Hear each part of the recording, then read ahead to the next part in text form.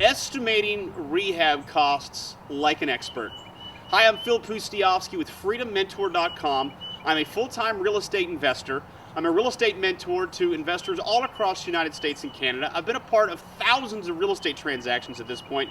And in this video, I want to show you a very professional and expert level way to go about the process of estimating rehab costs. I'm also going to share with you some things that are probably a little bit unorthodox, against the grain, because one thing I'm going to tell you to do is to ignore a rehab app or any other sort of calculator like that, because rehab costs have many different layers to them.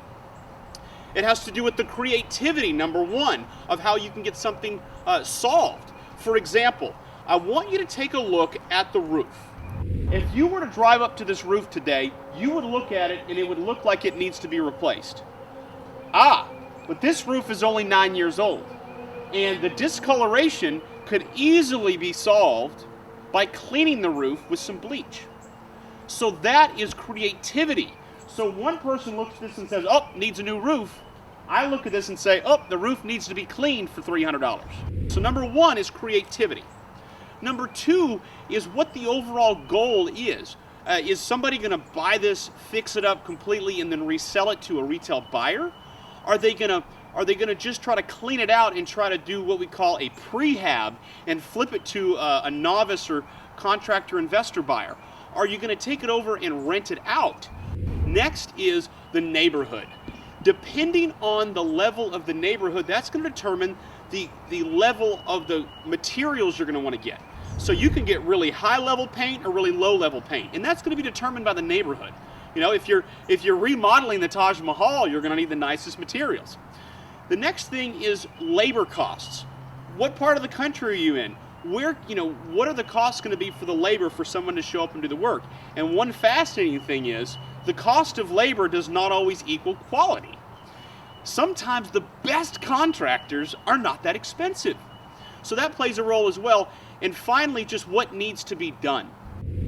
All right, I want to take you inside here now. Quick tip, if it's a vacant home, what I want you to make sure you do is at least announce yourself in case there's a homeless person. So you'd go, hello, hello, hello. So you want to bring with you tape measure, as well as I bring a clipboard, because the goal here is that you want to be not only writing down the details, but also measuring the rooms, because renovation costs are easily determined by contractors when you give them square footage. We're in this room here, and you can see that it's a complete disaster. The seller left it this way. She said she was a hoarder. Yeah, she certainly is. So let's take a look at this property from my eyes. All right, first of all, the walls are obviously in rough shape when it comes to the paint. However, there's no real problems with holes. It just needs to be painted. However, there's more to paint than meets the eye. First of all, does it need one coat of paint? Does it need primer and then 2 coats of paint? And then what kind of paint is needed? But what you want to do is you want to just make a lot of notes, okay? And another thing that I see that concerns me here is not just painting the walls, but this cathedral ceiling. Now look, there is a stain all along right here, this rafter, which would indicate that potentially there is a roof leak. Now, if there's not a roof leak, you still have the issue of that right there. So that means that this popcorn ceiling has to be painted. Now, that's a lot more of an ordeal than just painting the walls. So what you're doing is, as you're seeing it through my eyes, you're writing these things down. Now, you may not have all the answers as to how much that's going to cost. That's okay. You're writing down what needs to be done. This carpet needs to be replaced. Okay? You can't get away with cleaning this one. Not only is it a disaster in the discoloration, but you also have to consider the fact that the pad underneath has to be replaced. And then, just like paint, you have to consider the idea of the level of which you're gonna spend on the carpet. Is it gonna be high grade or low grade? Because you can get really cheap carpet, and it's thin pad and it's really cheap, or you can get super nice stuff. And that's going to depend on the neighborhood. It's going to depend on the house, and it's going to depend on your overall goal for the property. If it's a rental property, you may go with the cheapest grade because they're going to destroy the carpet anyways. All right, so when you look at the rest of the room, the nice thing is that's, along with getting rid of all the junk and maybe getting a way to kind of clean up these bricks here on the chimney, this ain't so bad. You may have to paint the molding. This molding may need to be painted because you can see the scratches and scrapes. Also, right here, you see where you could it could definitely use a curtain thing, if you know what I'm talking about, across here. But the beauty is this room is not all that bad. Now, see, that's for my eyes, of course, and you may be going, "Oh, this place is a disaster." Not really. It's not that big of a problem. These are simple cosmetic fix-up items. All right, so let's go into the next room. This room is a perfect example of the different usage or exit strategy is going to determine what needs to be done or not in this room. Okay, first of all, if you were looking to buy this house, to fully renovate it, to resell it to a retail buyer, this room is so weird. It just kind of drops down, if you can see this, and then it goes right back up. It's just so strange. So if you were buying this to renovate and resell and you were going to replace the carpets anyways, it wouldn't be all that expensive just to bring some support beams and throw some OSB, some plywood, and just literally make this go even all the way to the kitchen. And then you'd still put the carpet and pad down. So, or in this case, you may want to go in with some laminate. So if you were buying to renovate and resell, you would probably be wise to go ahead and just make that all one level. However, if you were buying this property to lease out, you could save that money. And what you could potentially do is maybe throw some carpet on there, which would be a lot cheaper. So it does depend on the usage. Another example is this wall. This wall is randomly like nice wood paneling. Now, if you were buying this property to rent out, just leave the wall the way it is. However, if you were buying it to renovate and resell it, you'd have to take this. You'd have to throw some sheetrock on top of this and go ahead and paint over it. So, do you see the difference? I mean, it has to do with what it is you're going to do with the property. Can determine what you do or don't do, or what you can get away with and not get away with. The kitchen is a very important part of a single-family home. So often you'll hear the phrase that it's the kitchen and bath that sells the home. So when it comes to the kitchen, that's where you can be a little bit more critical, because that's usually where the female of the party that's buying the property is going to be a little bit more picky. And this particular property, it has junk everywhere, obviously, so that has to be done. But let's look at the more critical items. The cabinets here. Could these cabinets be just painted and then just change the hardware, meaning the handles? Could that be done? Yes, it could. However, in many cases, because of all the grime and grease and stuff on that, it's so much preparation work to paint the cabinets, sometimes it's actually more efficient just to replace them. Next, you have the countertop. This countertop here actually doesn't look all that bad until you get here and you start to see the buckling going on. And this is the kind of stuff that is not easily, quote, fixed or replaced.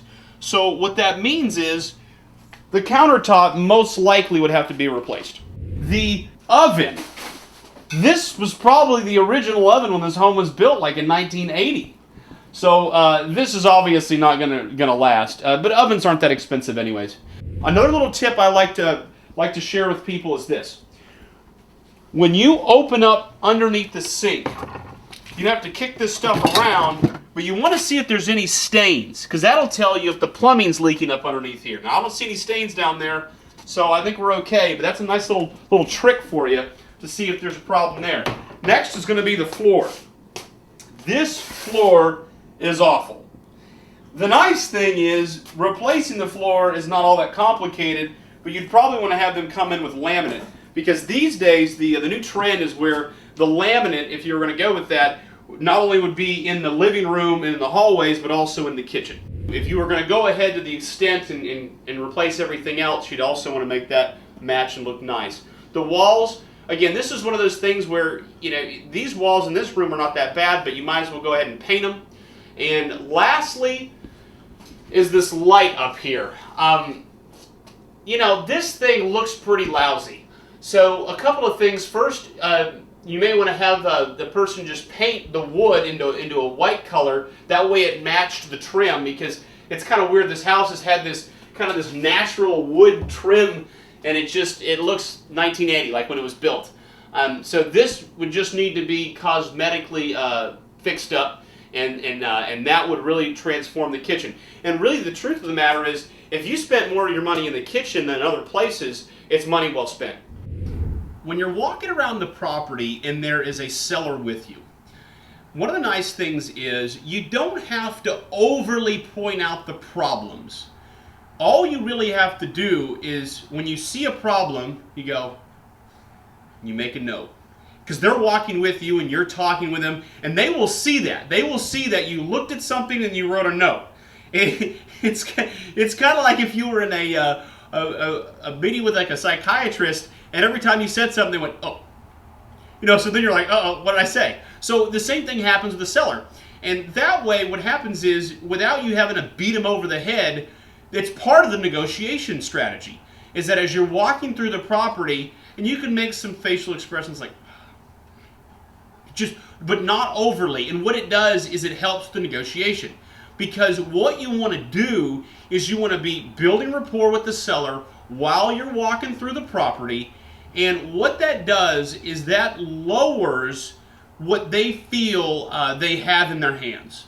Because inevitably, if you live in a home every day, you don't see all the problems you live with.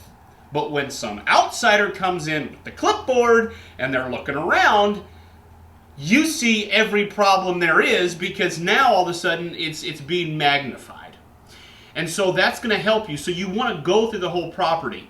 Now, another quick tip: if the seller is demanding to get an offer from you, and you feel like if you wait any bit of time that potentially you could lose the deal, one quick tip is this: you can estimate the rehab costs on chunks of $5,000.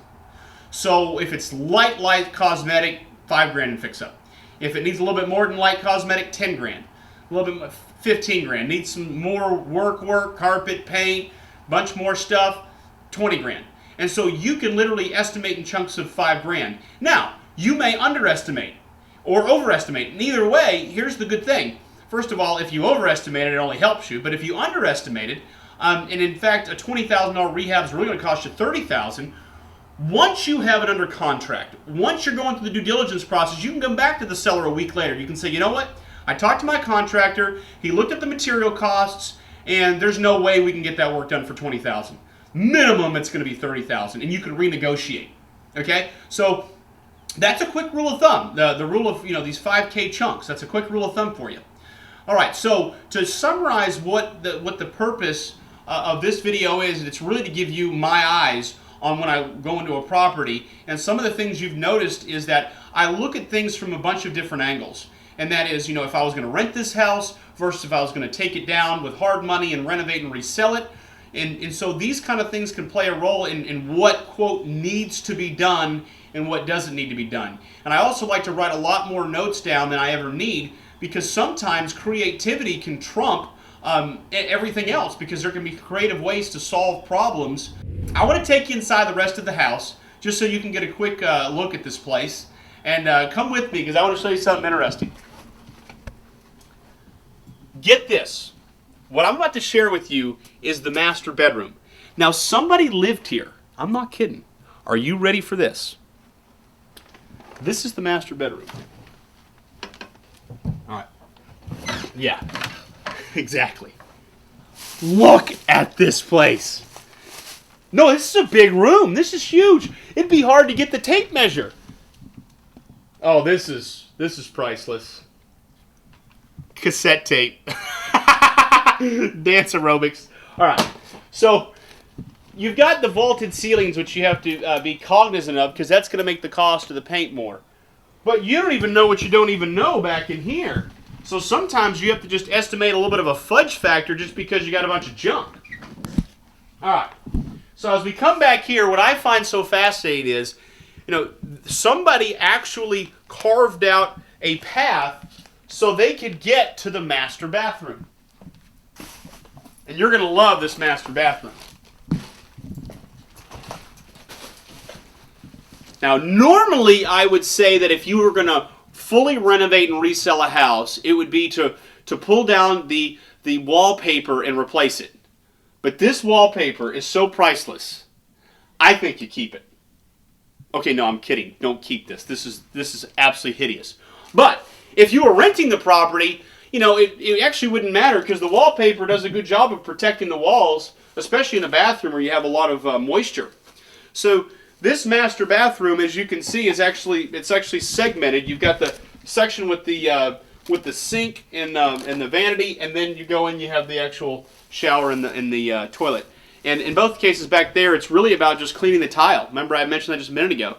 Sometimes cleaning the tile can make all the difference in the world. And the master bedroom, when you can have a bathroom on the bedroom, that is very beneficial. So there's a huge value when you're looking at a property if it's got the bathroom off the major bedroom, because that's what people like. People like to have a bathroom right off of their bedroom, especially if it's the parents. When I see tile like this, I get excited because I know that doesn't have to be replaced. There are contractors that have special equipment that can clean the grout and can clean this tile to make it look brand new. So in this case, nothing needs to be replaced here. This is really exciting, actually. I love to see tile in bathrooms because it can make the difference of saving thousands of dollars and not having to be replaced. I want to share with you an important point when you're walking through the house as you potentially look at bedrooms or rooms in general. And that is this, that a bedroom is technically not a bedroom unless it has a closet. So this room obviously has a closet. In fact, this is a nice big closet, and people love big closets. But it's important because if you go into a room and it doesn't have a closet, well, that could be an office space. But if you wanted to make it a bedroom, you would have to add a closet at a minimum. If you can picture this, I got to tell you this funny story. So I went to this house one time, and they had a stack. He had it right next to, it was in his bedroom, his small TV. He had a stack of videos of Carlton Sheets, how to buy and sell real estate with no money down. Now, it was still in the package. And it was right there on his, and I bought the deal no money down. I used the techniques that he could have learned had he actually opened the packages. Hilarious. Let's go to the garage here. It's a little bit simpler of a room to evaluate, but you want to keep your eye on a couple of things. The first is, are there any leaks anywhere? It just so happens here on the ground we have some water leakage.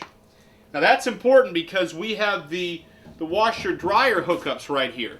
So from one perspective, you think it's the washer-dryer hookups. But it turns out there's a little mini freezer right in between them, and that's where the water's coming from because the utilities got shut off, and so this the ice in there had melted. Another thing that's important to point out in the garage is usually that's where they also have the hot water heater. And in this example, this hot water heater is in great shape. These things can last, depending on how much they put in the beginning, they can last quite a while. So usually I just assume it's working unless it's not working. I also like to see if it's gas or electric because I have found that a lot of people hate gas heat. They hate it because then they have 3 utility bills. Now, usually gas is more efficient than electric, but that's not what homeowners perceive to be the case.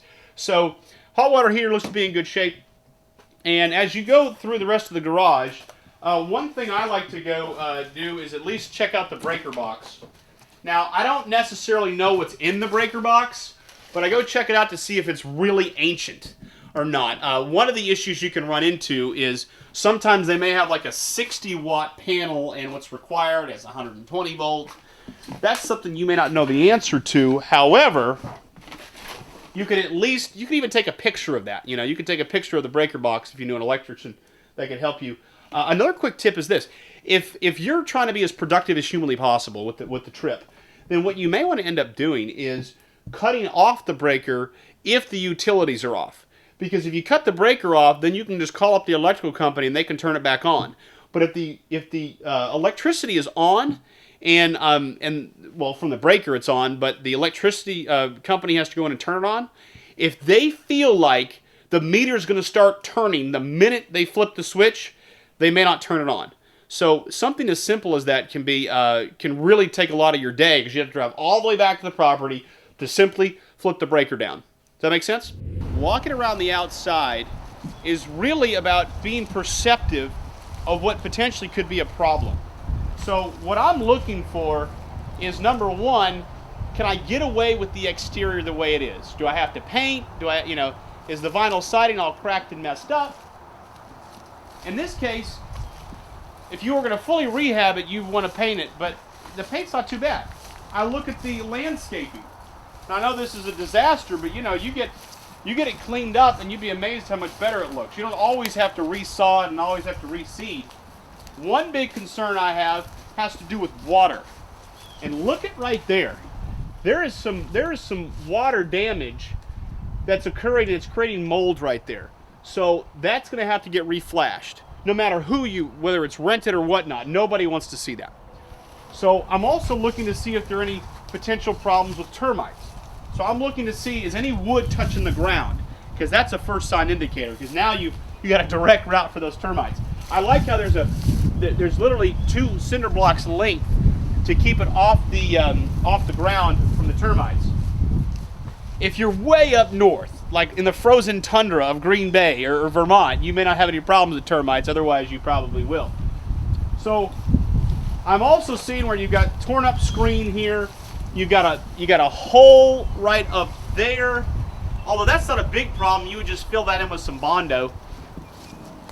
But I want to show you this. You may be surprised, but look at the backyard. It's lakefront. This property's on a lake. Now, they're not accentuating that because they've let it overgrow. But this is very special. When you have waterfront property, you're instantly adding value. Not just the value of being able to sell it, but overall appraisal value. Appraisers will give you a bump because you're on the water. And this particular location is actually close to the community pool and clubhouse. And that makes a difference as well. People like to be close to the community pool. And now that is not going to give you any sort of appraisal value bump, but it will give you marketability bump. So what you can do with lakefront property obviously is accentuated by making it easier to see. You may even consider changing the screen to a plexiglass or something, because then it's easier to see and accentuate this beautiful lake, which, by the way, this lake is gorgeous. It's crystal clear water. Now, one thing that sometimes is a problem is, what if the HOA won't let you cut everything down? That's something you have to be aware of. But I'll say this: forgiveness is easier than permission. All right, you heard that from me. Okay, so as you come around, I'm still looking for major problems. I see this right here. This could indicate some termite damage. It may not be a big deal if you're renting it, but if you're selling the house, that's going to have to get taken care of. Not a big, huge project, but it needs to be dealt with. As you come around this corner, you see the side yard. One of the things I noticed, and you probably jumps out at you as well, is they've got this gigantic bush that's basically covering the whole side of the yard. So it could be as simple as just mowing that whole thing down. That way they got more of a yard. You know, one of the things, especially with people with kids, is they want some sort of a yard. That can be very helpful. So if you don't have a yard, like this one doesn't, that can be a negative. It's a positive if it's a retired couple or somebody that doesn't want a yard, but in general, that is going to reduce the marketability. It may not reduce the appraisal, but it'll reduce the marketability. Okay, so as we come along this side of the house, one of the things you're going to notice is that this side porch is rough. This thing is rotted. I don't know how you'd revive this thing. I mean, it's hard to throw a coat of paint on this because it's just so nasty. So you may have to replace this one. Now, if you were renting it, you probably wouldn't, because it's not like someone's going to fall through. It's just if you were selling it, you'd have to do something about that.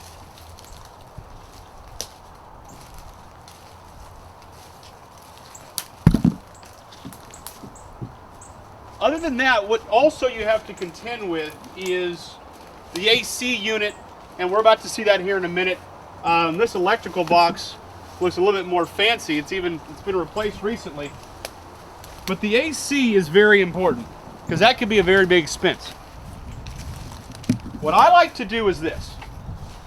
I like to obviously get a visual on it. I like to try to turn it on, see how it's working. What I also like to do is I like to take a picture of whatever the sticker is from whoever last fixed it up. Because usually a smart AC contractor is going to stick their sticker on there. And I will take a picture of that, or I'll make that note, because I'll try to call them to see if they have in their notes the last time they serviced this. I'll also take a picture, it's on the back side, of the actual details of the unit, when it was built and all those other sort of great things. Because what can happen is it'll have the model number on there. I can look up the model number to see all sorts of details. And a lot of times the AC is working, so it just needs to be serviced to make it even better. Maybe it needs some Freon, that sort of thing. One of the challenges is if it's winter time or if it's cold, you can't run the AC because the AC usually kicks on about 55 or 60 degrees outside. So if that's the case, oh well. Now you do the best you can. One other quick tip. Here I just talked about mowing things down, right? Well, sometimes the best thing to do is just manicure what the homeowner already had. A lot of times homeowners had the best of intentions and started off with a beautiful home, but over time they just let it go by the wayside. Look at this. This is a beautiful little tree here with pretty flowers. So as opposed to just mowing this thing down, maybe you just need to get rid of the weeds that are surrounding some of it and then accentuate this thing. Hey, I mean, the cost to put one of these things in play and with this kind of maturity, I mean, it's sometimes nicer to go with what's already there. So that's the beautiful thing about this. Creativity is so helpful because so often you can get away with a lot of stuff because the homeowner had the best of intentions previously, but just let things go, slide a little bit, and sometimes you can just kind of catch those things back up. When you're done, the hope is that no stone has been left unturned.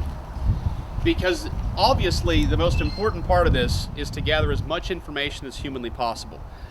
Because my attitude is I only want to make the trip once.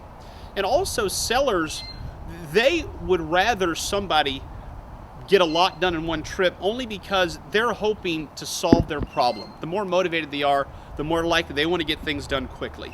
And so they don't want you to ruminate and have to go back and forth to the house 4 times. So you want to hope to have made as many observations as you can. Now, one quick tip is you could always take pictures along the way.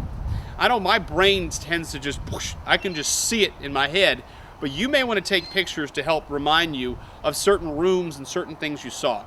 And so what you're going to do is you're going to collect all your thoughts that you notated.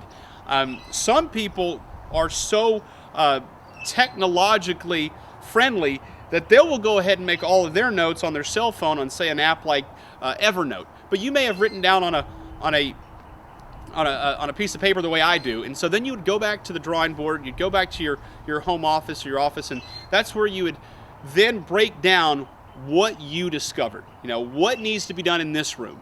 What needs to be done? What's the square footage in that room? And so then what you can do is you can call a contractor and start to get some rules of thumb.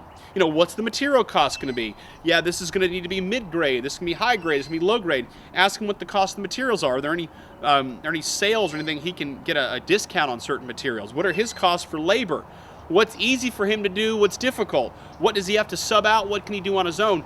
And so you can really start to explore what exactly it's going to cost to get these certain different items done. And so you're going to add up each one of those items, and that's where you can start to get an idea of what the rehab costs are. And remember, it also has to do with what you can get away with depending on what kind of angle you're taking on the deal. So if at this point, you've basically been in information collection mode, so it's when you get back to the office or maybe when you're driving back that your brain starts to really mull around, okay, what can I really do with this thing? Because maybe what the seller told you on the phone is completely different from what you saw in real life. And so maybe you're still kind of got a little bit of that shock going, trying to figure out, gosh, how could these people have been so wrong about what really needs to be done with a house? But either way, this is where you really start to think about what your notes are really telling you. I mean, can this thing even go as a rental, or is it going to really need way too much work? So that is your next step, and ultimately the hope is that you were very productive in your trip. This is why I make such a big deal of the fact that having one of those out-of-the-box rehab calculator softwares, I think that they pretty much give you a very precise, incorrect number, as opposed to you doing it more the manual way that we've been talking about. Okay, so that is how an expert estimates rehab costs. Sure, they can go through the house and do a couple of quick tips, such as it's going to take $5K, it's going to take $10K, but to really do it right, you have to remove the calculators and really get it dialed in, and that is on a specific item-by-item basis what needs to be done. Well, I'm Phil Pustiovsky with FreedomMentor.com. Thank you so much for watching this video. If you really like this, please make some comments below. You may have some other tips, strategies. You may have some other things to point out, maybe even questions. Make comments just below this video. I try to interact as best I can with my schedule. You can also check out my book, How to Be a Real Estate Investor. That's a #1 bestseller on Amazon. You can head over to our website, FreedomMentor.com, get more resources and trainings. And also, I personally mentor and train a select few people, so if you head over to my website, you may want to apply for my apprentice program. Again, I'm Phil Pustiovsky, FreedomMentor.com. Thanks for watching.